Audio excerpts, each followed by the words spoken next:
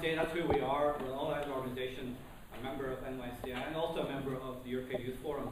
And at a European level, our European Alliance of YMCA is under the chairmanship of the YMCA Ireland. We're actually involved in looking at how we, at a European level, can share experience with the YMCA and learn from each other in this area, because it is a European problem, as we've been hearing. A little bit about who we are. I won't concentrate on time isn't with us. YMCA has been involved in this program called STEP, Support Train Enterprise, since the late 1980s, or the last time of huge youth unemployment in Ireland. And it grew out of our concern working with young people in drop-in centres at that stage about young people being really caught in a vocational or cul-de-sac, and they were going nowhere very fast. And so we initiated with some research called Bridge of Hope, and with supported funding from the European Social Fund through the Department of Education, we piloted and developed for over 12 years under a European Social Fund STEP programme. And then since 1999, it's been funded under the Department of Education's Youth Reach initiative. We primarily see it as a pre-vocational programme. So we have over 25 years of working with unemployed young people. STEP is primarily aimed at those who have left school early, who have dropped out of the education sector for various reasons, and who have few or no qualifications. Many of them would present with lots of underlying issues. It's not just the fact that they've left school early, but they may present with substance misuse issues, justice issues, or indeed homelessness issues. So there's multiple issues they may be dealing with. Currently it operates as a full-time programme in terms of operating September to July each year, and we're currently accredited at level 4 FETAC. Just the content, I won't go through that, the usual type of modules that you find in a type 4 FETAC qualification.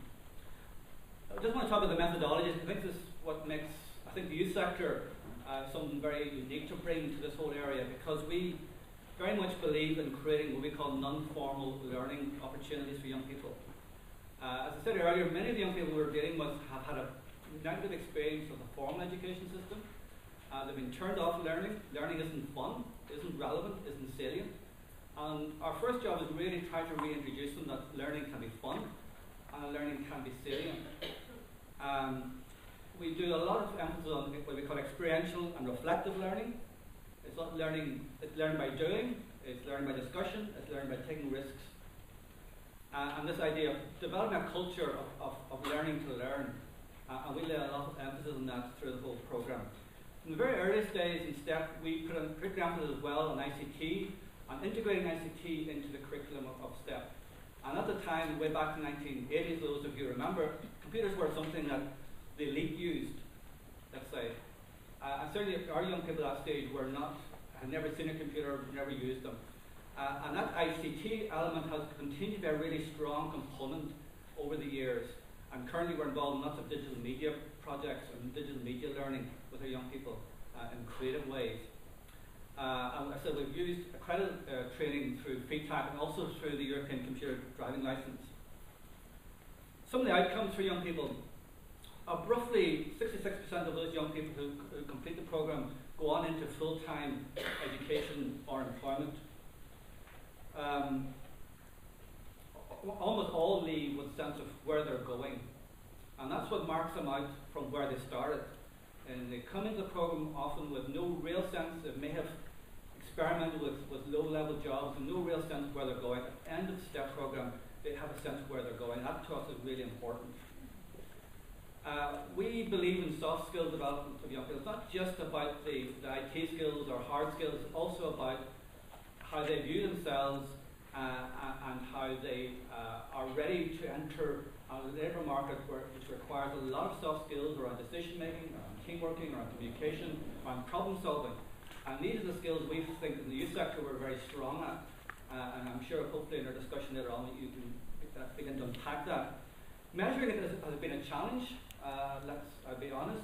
Measuring soft outcomes has been a challenge for us over the years. We've used progression metrics. We've used a solution-focused Richter scale we've developed ourselves with some help from Scotland. And more recently, we're beginning to look at the outcome star that's developed in the UK as a way of measuring change in terms of soft outcomes. What's been the learning from our experience? Well, first of all, we've got to recognise that certainly a lot of young people, not all, but a lot of young people in the need category have complex issues.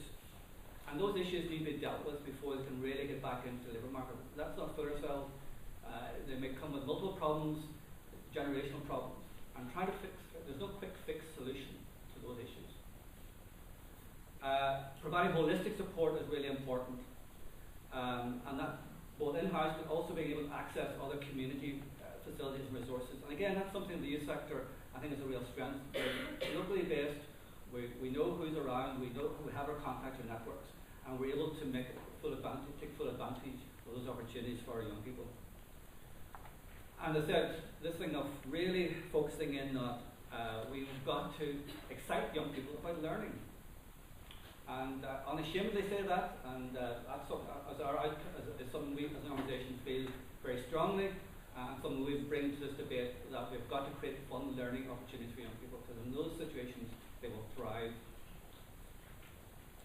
As I said there, we lay a lot of emphasis again on learning style, helping them to discover their own personal learning style. We've discovered that accreditation is important. We've discovered that speedy reinforcement through accreditation is important. That's why we've stuck with ECDL. It's expensive, etc., but we've found that it gives young people who have never succeeded in getting qualifications a positive response that yes, they can get a qualification relatively easily, and that they can build on that, as well as allowing for, we are very much a part of feedback because we believe in progression. Young people cannot be led down what we call vocational cul-de-sacs. They must be ready to progress into further education and training, and feedback provides the only way into that. It's important that we look at measuring outcomes. We have some learning here, but I think, as saying to somebody earlier, and as a sector, in the youth sector, we have a real opportunity to cooperate and to share our experience in this area if we're going to get involved in the youth guarantee. It's important to have effective support structures in place for staff. This is difficult work. Again, many of these young people come with lots of issues, and it doesn't come easy in terms of helping them make the progression. We've got to have proper supports in place for staff. Some of our perspectives on the youth guarantee: we believe there should be a range and a variety of innovative responses, not just repackaging the same old things. It's about looking at fresh ways of engaging with needs that combines both soft skills as well as more traditional hard skill training. We believe that community-based youth organisations have a unique role to play because we know who many of these young people are, and we're there to provide ongoing support for them afterwards. And this brings us into this whole issue of how do we, and this is something we've learned, that we've got, even when we get a young person progressing onto a further education college or whatever, that there's quite a cultural change, and it takes a while for those young people to actually make that progression successfully. And we've got to continue to provide that kind of support. That again doesn't come cheap, but it's really important if we're not going to see the dropout rates that unfortunately is a feature of many of our further education college type courses for this type of cohort. That we believe that in any of the training here, it needs to be about holistic support. It's not just about vocational training. We have a real concern about this trend towards outcome payment by outcomes, because if you're rewarding trainers and providers of training by a top-up allowance because you've got a young person into a job, in our experience, many of these young people are best served by getting them back into education. And there's this trend in the UK, and we've had some recent experience here in Ireland, that this is the trend. We've got some policy in this area, and we as an organisation have a serious concern about this, because we believe that's further disadvantage to young people, because getting them back into further education is a long-term solution to their problem.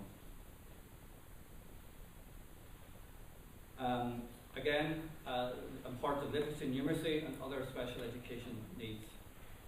And again, from our experience, that we have managed to develop very positive relationships with a number of socially minded employers in local communities.